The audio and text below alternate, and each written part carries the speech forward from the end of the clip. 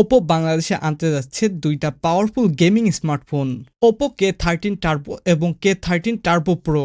এই দুইটা phone already চায়নাতে লঞ্চ হয়েছে এবং গেমারদের মনে ইতিমধ্যে অনেক আগ্রহ তৈরি হয়েছে ফোনটিকে নিয়ে, কিন্তু এখনো অনেকেই বুঝে উঠতে পারছেন না এই দুইটা ফোন কেমন হবে, বাংলাদেশে কবে আসবে, দাম কত হতে পারে এবং সবচেয়ে বড় প্রশ্ন পারফরমেন্স কেমন হবে। এই ভিডিওটাতে আমরা জানবো এই দুইটা ফোনের প্রতিটা গুরুত্বপূর্ণ দিক, যাতে ভিডিওর শেষে আপনার মনে কোনো কনফিউশন না থাকে।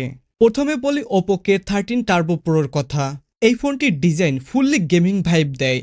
পিছনের দিকে ক্যামেরা মডিউলের জায়গায় আছে একটি পাওয়ারফুল কুলিং ফ্যান, যার স্পিড 18,000 RPM, যা লং টাইম ধরে গেম খেললেও ফোন ঠান্ডা রাখতে সাহায্য করবে। আর এই কুলিং ফ্যানের চারিপাশে আছে RGB লাইট, দেখতেই চরম লাগে।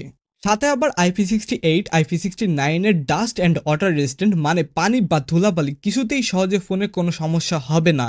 ফোনটা দেখতে যেমন স্টাইলিশ তেমনি অনেক শক্তপোক্ত।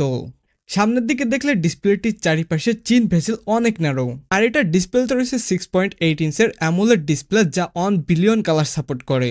ডিসপ্লেটি ফুল এইচডি প্লাসের এবং 120 হার্জের রিফ্রেশ রেট থাকছে, আর পিক্সেল ডেন্সিটি 453 PPI।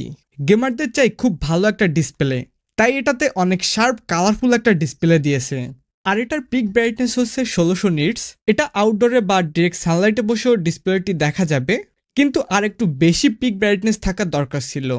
এবার ক্যামেরার দিকে আসলে এর ব্যাক সাইডে দুইটা লেন্স রয়েছে, যার মেইন ক্যামেরাটি হলো 50 মেগাপিক্সেলের এবং আরেকটি সহকারী লেন্স 2 মেগাপিক্সেলের। আর ফ্রন্ট ফেসিং ক্যামেরাটি হলো 16 মেগাপিক্সেলের। এটার 50 মেগাপিক্সেলের মেইন ক্যামেরাতে সর্বোচ্চ 4K 60 fps ভিডিও রেকর্ড করতে পারবেন। মেইন ক্যামেরাতে আবার OISও রয়েছে, যার ফলে খুবই ভালো স্টেবল ফুটেজ পাবেন। আর ফ্রন্ট ফেসিং ক্যামেরাটি দিয়ে সর্বোচ্চ 1080p 30 fps ভিডিও রেকর্ড করা যায়। এই ফোনটা ক্যামেরার জন্য না ভাই, ক্যামেরাতে প্রচুর কস্ট কাটিং করা হয়েছে, বাট মেইন ক্যামেরাটি চলনসই আর কি। তবে ভালো ব্যাপার হচ্ছে এটাতে 7000 mAh এর বিগ ব্যাটারি থাকছে এবং 80 ওয়াটের ফাস্ট চার্জারও থাকছে বক্সের ভিতর।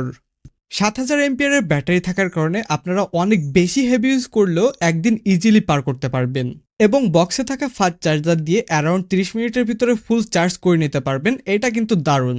এবার ফোনটির সব থেকে ইম্পর্টেন্ট পার্ট পারফরমেন্স নিয়ে বললে, এটাতে out of the box Android 15 পাবেন এবং ColorOS 15 এ রান করবে।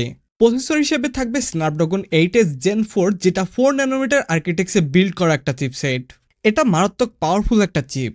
Storage type UFS 4.0। এটা ফুললি গেমিং ফোন ভাই, তাই পারফরমেন্সটাও একদম টপ নচ লেভেলের হবে। এই ফোনটি দুইটি র্যাম ভেরিয়েন্টে পাওয়া যাবে, 12256 এবং 16512GB ভেরিয়েন্ট। এটা বাংলাদেশে আসলে স্টার্টিং প্রাইস হইতে পারে অ্যারাউন্ড 35,000 টাকার মতো। এবার এটা ছোট ভাই ওপো K13 টার্বো ফোনটি নিয়ে কথা বলবো। এই দুইটা ফোনের ডিজাইন পুরা সেম থাকবে এবং ডিসপ্লেটাও সেম থাকবে। 6.8 ইঞ্চের AMOLED display, 1 billion colour support এবং 120 হার্জের হাই রিফ্রেশ রেট। ক্যামেরাও সেম থাকবে K30 প্রোর মতো, 50 মেগাপিক্সেলের মেইন ক্যামেরা, 2 মেগাপিক্সেলের সহকারী লেন্স, আর ফ্রন্ট ফেসিং ক্যামেরাটি 16 মেগাপিক্সেলের। এটার মেইন ক্যামেরা দিয়েও 4K 60 fps ভিডিও রেকর্ড করা যাবে, বাট K13 প্রোর মেইন ক্যামেরাতে OIS ছিল, বাট এই নন প্রো ভেরিয়েন্টে কিন্তু এটা মিসিং, যার ফলে এটার মেইন ক্যামেরা থেকে স্টেবল ফুটেজ পাবেন না। এছাড়া ব্যাটারি চার্জার সেম থাকবে, 7000 mAh এর ব্যাটারি, 80 ওয়াটের ফাস্ট চার্জার। আর সব থেকে বড় চেঞ্জ হচ্ছে এটার প্রসেসরে। K13 টার্বো প্রোতে আমরা দেখেছি Snapdragon 8s Gen 4 chipset, but এই নন প্রো ভেরিয়েন্টে প্রসেসর হিসেবে পাবেন মিডিয়াটেক ডাইমেনসিটি 8450। এই চিপসেটটাও 4 ন্যানোমিটার আর্কিটেকচারে বিল্ড করা। এই চিপসেটটাও কিন্তু অনেক পাওয়ারফুল। এটা বাংলাদেশে আসলে স্টার্টিং প্রাইস হইতে পারে অ্যারাউন্ড 30,000 টাকা। আর 30,000 টাকার ভিতর পাওয়া গেলে এই প্রাইস সেগমেন্টের সব থেকে পাওয়ারফুল ডিভাইস হবে এটা। এখন এই ফোন দুইটি কবে বাংলাদেশে আসবে, এটা ভাই শিওরলি এখনো কেউ বলতে পারবে না। তবে ধারণা করা যাচ্ছে আগস্টের শেষে বা সেপ্টেম্বরে বাংলাদেশে এই দুইটা ফোন দেখা যাবে। আপনাদের কাছে কেমন লেগেছে এই দুইটা ফোন? এই দুইটা ফোনের জন্য ওয়েট করবেন কিনা কমেন্টে জানাবেন।